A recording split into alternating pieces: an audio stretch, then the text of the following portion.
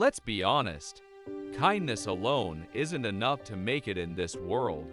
If you believe that simply being a good person guarantees success, you're fooling yourself, and deep down, you probably already know that, even if you don't want to admit it. How many times have you felt taken advantage of? How often have you done what's right, only to be overlooked, or worse, used by others? You were likely raised to think that decency and honesty would be rewarded, that noble behavior leads to recognition. But the harsh truth is different. The world doesn't reward goodness, it rewards those who understand how to play the game skillfully. And this is exactly where Machiavelli's insight becomes relevant. Machiavelli grasped a reality that many people ignore. Human nature is self-interested, unpredictable, and capable of cruelty when needed. In The Prince, he argued that virtue without shrewdness is a weakness, that goodness, when not paired with strategy, becomes a trap. So ask yourself, how many times have you fallen into that trap? Think about the people you look up to, the ones who have achieved something remarkable. Do you really believe they succeeded through good intentions alone? No, they succeeded because they knew when to act in the shadows, when to be calculating. They understood that morality isn't a hindrance, it's a tool. The key is knowing when to use it and when to conceal it. That's the line between being a true player and being someone else's pawn. Your problem isn't that you're good-hearted, it's that you don't know how to defend yourself. You assume others are playing fair, by the same rules as you, but they aren't. This is where Machiavelli offers a different path, intelligent kindness. It doesn't mean turning into a villain or abandoning your values. It means realizing that kindness, to be effective, must be rooted in a clear-eyed view of reality. It means developing the ability to read people, to anticipate their motives, to know when to trust, and when to stay guarded. Machiavelli famously said it's better to be feared than loved, if you can't be both. And you've likely chosen to be loved, to be accepted, to appear non-threatening. But what has that actually brought you? Has it earned you respect? Has it given you power? Or has it simply shown others that they can take advantage of you without consequences? Because kindness without strength doesn't earn admiration, it invites pity. Don't misunderstand. This isn't a call to stop being a good person. It's a call to stop being naive. The world doesn't reward those who are just, it rewards those who are sharp. True virtue lies not in submission, but in the ability to balance moral integrity with strategic intelligence. Machiavelli also emphasized the power of perception. It's not just about who you are, it's about how others see you. If you present yourself as weak, people will treat you accordingly. But if you project strength, they'll treat you with respect, whether or not they agree with you. How many times have you let others treat you poorly just because you were afraid of losing their approval?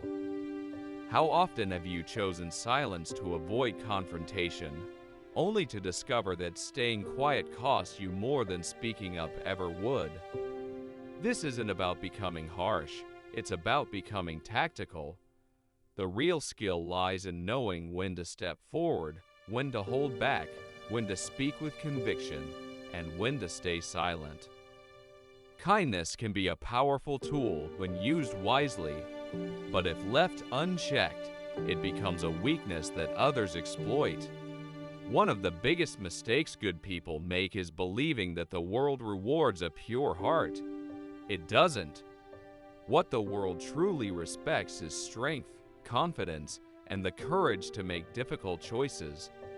Kindness earns respect only when it stands beside authority. Without power, your goodness becomes invisible. Machiavelli would warn you, don't act like a lamb in a world ruled by wolves. Don't let your sense of morality become a chain that others use to control you. Real virtue isn't about blind submission. It's about clarity, strength, and wisdom. It's not passively adapting to the world. It's shaping the world to suit your values. Ask yourself, how much longer will you let the world walk all over you? How much longer will you be held back by your own idealism? No one's telling you to abandon your goodness, but it's time to be good in a way that serves you, not just others. Learn to operate behind the scenes when needed. Know when to offer a smile and when to bare your teeth.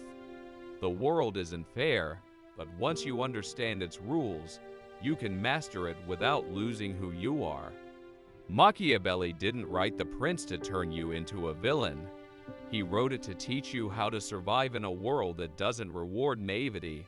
So ask yourself honestly, will you keep clinging to the fantasy that kindness alone is enough, or will you start using real strategic intelligence? Now we arrive at a concept that few truly grasp, the power of perception. Being strong isn't enough. You have to look strong. Having intelligence is not enough. You must radiate it. Because in this world, how others see you often matters more than who you really are. Think about it. How many times have you watched someone clearly less capable get ahead of someone far more talented? How often do manipulators succeed while honest, hardworking people stay stuck in the background? This isn't a coincidence. People don't naturally follow the most moral or the most capable. They follow those who project confidence, who control their image, who seem like they're in charge, even when they don't have all the answers. That appearance of control is magnetic. And this is where so many fall short. They assume that truth and competence will speak for themselves. But the world doesn't operate that way. It rewards those who can frame a story, sell a narrative, command attention. Machiavelli understood this perfectly. It's not just about who you are, but who others believe you to be. A hesitant leader, no matter how smart, won't inspire trust. A brilliant employee who stays invisible will be overlooked.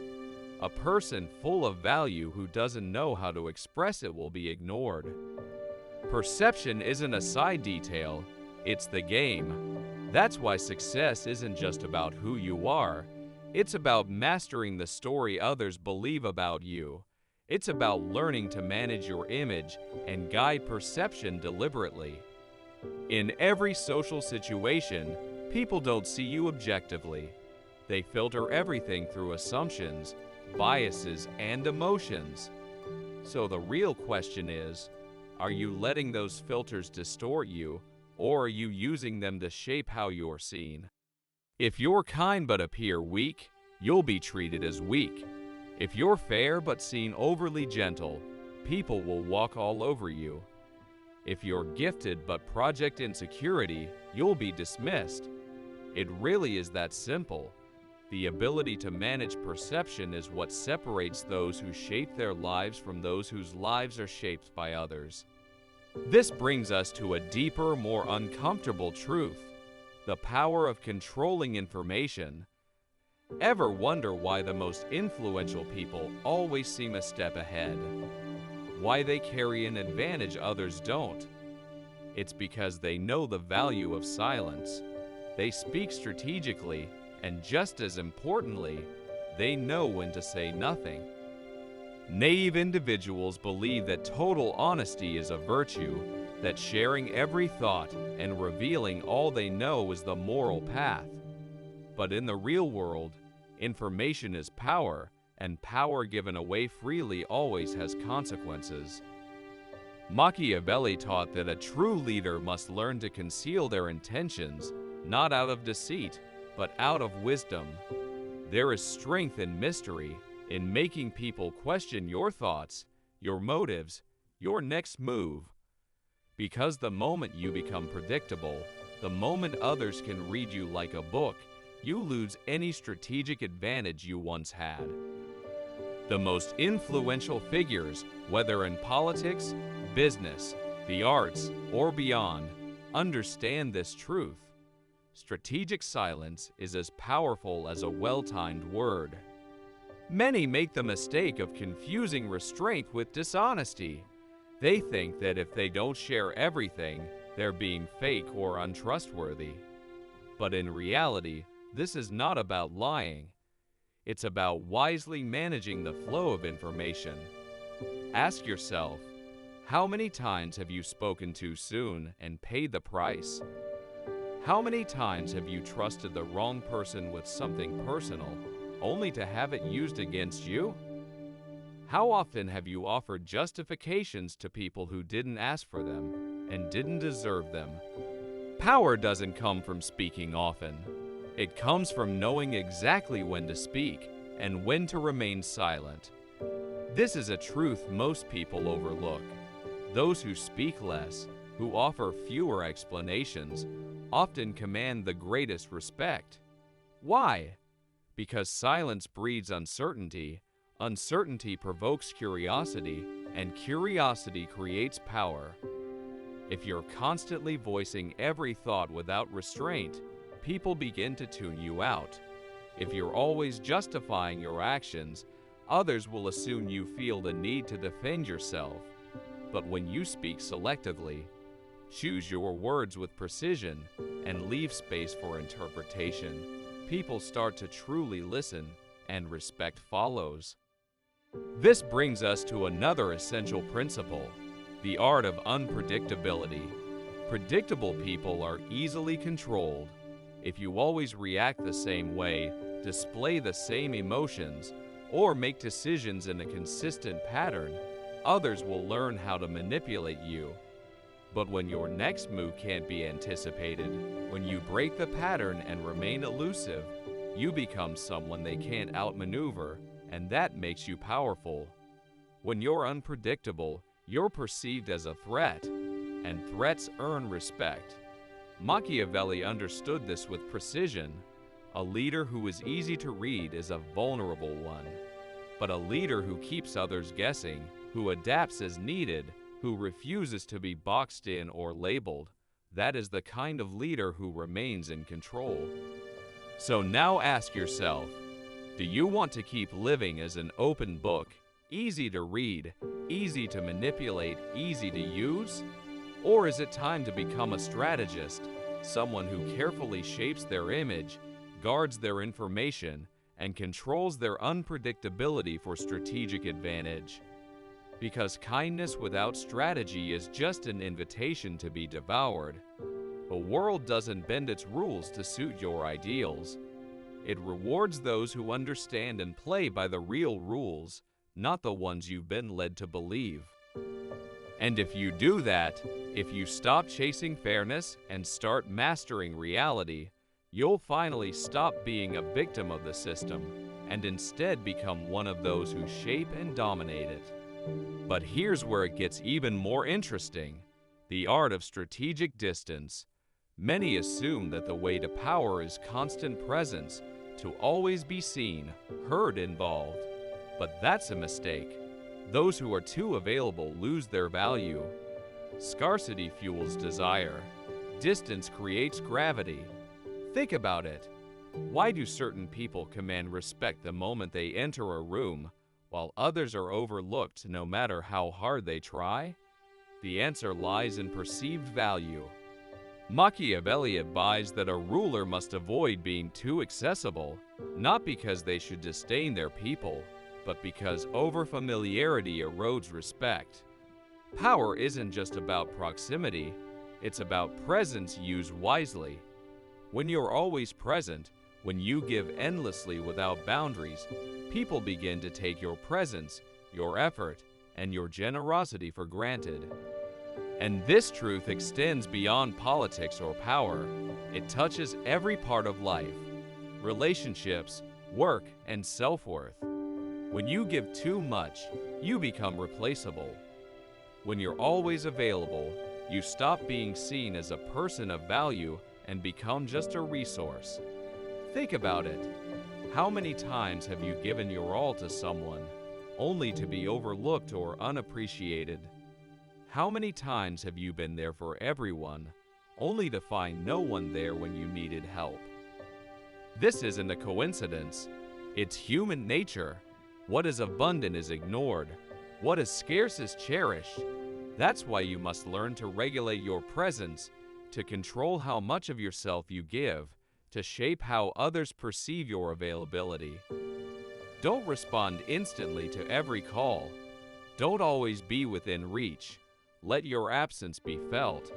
Make your presence matter. Because when you learn to withdraw strategically, when you conserve your energy and appear only when it counts, people begin to seek you, to value you. Most people fear pulling back. They think that if they disappear, they'll be forgotten. But here's the harsh truth. If the only way people remember you is by your constant availability, then you were never truly valued to begin with.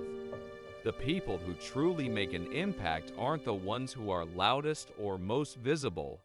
They're the ones who understand the power of silence, who know when to retreat and when to return. Think of the great figures throughout history. The real power players aren't constantly in the spotlight. They don't exhaust themselves in every conflict. They appear when it matters most, and when they do, everyone pays attention. This leads us to another critical principle: emotional control as a weapon of power. This is where most people stumble. Many think power comes from aggression, from force, from dominating others with raised voices and clenched fists. But true mastery, as Machiavelli recognized, lies in the complete command of your emotions. Because the moment you lose control, the moment you react without thinking, you become predictable, easy to manipulate, and ultimately weak. Reflect on the last time someone got under your skin, when you got angry or flustered. In that moment, who held the power? Not you. It was the one who pushed you off balance, the one who pulled you into a reaction. Because whoever controls your emotions controls your behavior. The key to real power lies in the ability to remain unprovoked, to stay centered no matter the circumstances. Whether you're in a debate, a negotiation, a relationship, or any social situation, the person who maintains emotional control always wins. This is because emotional control directly influences how others perceive you. As Machiavelli wisely said, a prudent person must act with coldness and calculation at all times. It's not about lacking emotions. It's about not being controlled by them. It's about avoiding becoming a reactive pawn that anyone can manipulate. When you apply this mindset, you become impenetrable. Others may try to provoke you, to get under your skin, but if they can't shift your balance, if they can't predict your reaction, you maintain control. The ones who truly dominate aren't the strongest. They're the ones who remain calm when everyone else loses their cool. This brings us to the final crucial point: strategic patience. Most people desire instant result success, respect, power immediately. But what Machiavelli understood, and what the greatest figures in history have demonstrated, is that true power doesn't come from impulsiveness. It's reserved for those who know how to wait for the perfect moment to act. Think of a hunter. They don't shoot at the first sign of movement. They measure the distance, wait for the prey to be in the perfect position, and only strike when the moment is right. This is how power works. It's not always the first mover who wins, but the one who acts at the right time. Machiavelli believed that fortune favors those who can adapt to changing circumstances. It's not about charging in all directions. It's about knowing when to accelerate and when to pause. Mediocre people act impulsively. Strategists wait for the perfect opportunity. What truly separates those who merely survive from those who control their destiny is the ability to become an anomaly within the system. Now that you understand that kindness alone isn't enough, that perception is everything, that emotional control is a powerful tool, that strategic patience beats impulsiveness, and that scarcity increases your value, what good is all of this if you continue to act like everyone else? If you want different results, you must stop following traditional rules, not in the sense of breaking them aimlessly, but in the sense of rewriting the script. The problem with most people is that they think within the limitations set for them. They follow the same predictable patterns, react in expected ways, and move within what's deemed acceptable. But those who make a true impact, who change the game to their advantage, are the ones who dare to be unpredictable, to play by new rules, and to do what no one expects. When you embrace this, something shifts within you. You realize you were never weak. You were simply not using the right strategy.